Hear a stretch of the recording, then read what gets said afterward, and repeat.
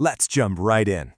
If you're a parent, you already know the drill. The daily grind of raising kids is messy, it's exhausting, and yeah, it often feels like this never-ending loop of just cleaning up after them. But I was reading through our source material today, and man, it completely reframed this whole struggle for me. It turns out that very messy, exhausting process of teaching chores, it is actually one of the most absolutely crucial investments you can make in your child's future independence. Okay, let's dive into this because today we're unpacking exactly how small, everyday household habits build the ultimate foundation for raising a highly capable adult. So I want you to mentally fast forward for a second. Picture the day your child is surrounded by moving boxes, stepping out into the real world to live on their own. Obviously, it's a super proud moment, right? But it usually comes with this quiet, lingering fear. Will they actually be ready to survive out there? Will they even know how to feed themselves or, how to manage a budget when things inevitably go sideways? We kind of just cross our fingers and hope they'll figure it out through trial and error. But the research in today's material paints a much clearer picture of how that readiness is actually formed. The source highlights this incredibly stark contrast that pops up immediately during a young adult's first week living alone. Picture this. On one hand, you have a kid who feels completely, utterly overwhelmed. Just getting through basic daily survival literally drains all their energy. But on the other hand, you have a young adult who's managing their new life with a surprising amount of breathing room. And here's the kicker. The difference between these two isn't genetics, and it's definitely not magic. It is entirely based on the tiny, incremental habits they built up at home. The kid who is allowed to make a giant mess in the kitchen, they've got a massive head start over the kid who is holding a kitchen knife for the very first time. Now, what's really fascinating here is how the source completely redefines the word independence. I mean, we usually think of independence as just a physical state, right? Moving out, getting your own place, physically separating from your parents. But true independence is actually defined here as having the ability to not struggle when living alone. It's about this quiet daily competence, the capacity to just manage a household and a life without every single day feeling like some insurmountable crisis. To get us there, we'll be looking at 4 key areas today. Number 1, kitchen habits for life skills. Number 2, learning money sense through play. Number 3, turning failures into experience. And number 4, a parent's guide against perfection. All right, let's move to our first section to see how this builds. Section 1, kitchen habits for life skills, which covers the physical domain. When it comes to chores, the way we phrase things actually matters a lot. The source points out that giving your child a specific, assigned role, rather than just vaguely asking them to help out, is incredibly powerful.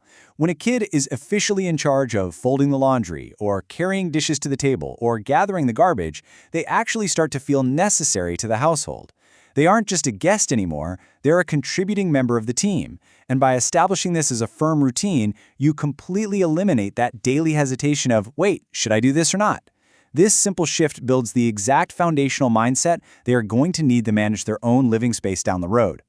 And honestly, nowhere is this physical domain more apparent than right in the kitchen. Look, having kids in the kitchen is tough. We all know it means spills, clumsiness, and dinner taking way longer to make. Plus, maybe a few burned carrots. But the source really stresses that skills like knife handling, heat control, and tweaking seasoning, those absolutely cannot be learned from reading a textbook. They require hands-on repetition. By letting them stand right there next to you at the counter, even just once a week, you are quietly helping them build this irreplaceable physical muscle memory. That short, messy time investment right now drastically reduces the overwhelming burden they'd otherwise face later. Moving right along, here's Section 2, learning money sense through play, moving into the abstract domain. Okay, so to make money feel real for kids, the source introduces this highly specific, frankly brilliant concept called rent-pretend-play. Here's exactly how you gamify it. Step 1, you give the child a set allowance. Step 2, you teach them to divide those expenses into categories, explaining that, hey, living actually requires paying for things like electricity and food. And then, Step 3, you have them physically hand a portion of that allowance back to you as rent. Gamifying expenses like this takes the super complex, abstract adult reality of living costs and makes it instantly digestible and real for a child. So the crucial point here from the research is that visual and physical interaction with money is pretty much everything. Actually moving money in and out with their own hands stays in a child's memory and shapes their habits, way better than just trying to explain the math to them.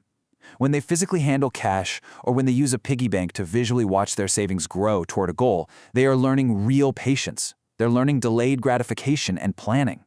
These are the vital financial habits that will stop them from blowing their entire first paycheck during week 1 of living alone. Which brings us to Section 3, turning failures into experience, tackling the emotional domain. This all starts with how we communicate. The source contrasts two very different types of instructions. Vague instructions, like, hey, go clean up your room, usually just leave kids feeling totally confused and overwhelmed because they literally don't know where to start or what clean even means in your head. But clear rules, like wash 3 plates or put your laundry in this specific drawer, that provides a really safe, comforting framework for them. Kids absolutely thrive when boundaries and expectations are crystal clear. By setting these manageable, highly specific rules, we're basically setting them up to succeed, which builds the confidence they need to tackle way more complex tasks later on. But what happens when they fail? Because, let's be real, they definitely will. Maybe they mix up the laundry and turn an entire load of white shirts hot pink? Well, the source provides this incredibly comforting perspective. Your home should be a safe space to fail. Mistakes, like color bleeding the laundry, are completely fixable at home. When you allow them to make these mistakes right now under your roof, you're giving them a priceless opportunity to troubleshoot and fix problems in a totally low-stakes environment. A ruined batch of laundry today actually prevents a massive, panic-inducing crisis when they're finally out on their own. So instead of scolding them, we can sit down and just ask, okay, so how do we fix this for next time? And finally, Section 4, a parent's guide against perfection, focused on easing the burden. A huge part of raising an independent kid is learning how to step back so that they can step up. To build their daily planning skills, you really have to let them organize their own morning routines and let them manage their own nighttime cleanups. I know it's hard, but you have to resist that urge to just jump in and do it faster or better yourself. Step back and let them decide the order of tasks, even if their order seems entirely backwards to you. If we, as parents, anticipate every single need and arrange everything perfectly for them, the child completely loses the opportunity to think critically for themselves. And always remember to praise the effort they put in, not just the final shining result. And this brilliantly illustrates the ultimate takeaway for us as guides: do not demand perfection. Seriously, when your kid does a chore, it's probably going to look a little rough. The towels might be folded a bit weirdly, the floor might still have a rogue crumb or two.